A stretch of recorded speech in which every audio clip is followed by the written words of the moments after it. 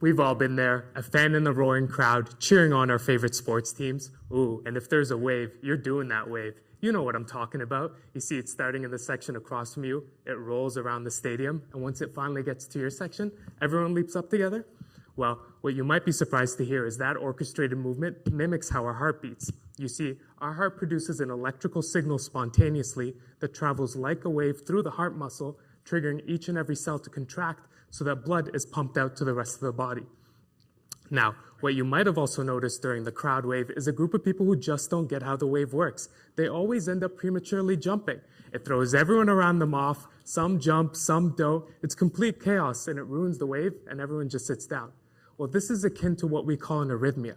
An arrhythmia is when the electrical wave of the heart is disrupted by a premature electrical signal, throwing the heart completely out of rhythm, and so the heart muscle fails to coordinate, and the heart may cease to beat, and it results in complete sudden death.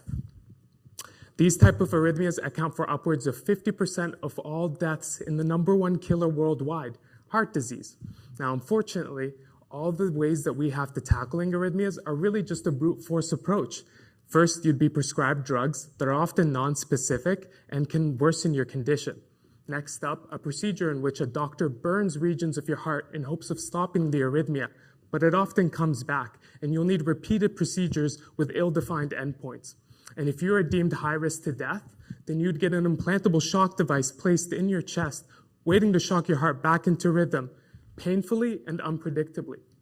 But what if I told you instead of burning the heart or shocking it, we can use a painless, reversible flash of light?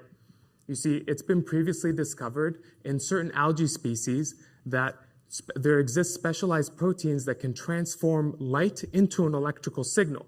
By using the same technology behind the COVID-19 vaccine, we can introduce these proteins in the heart and control the heart's electrical activity with light.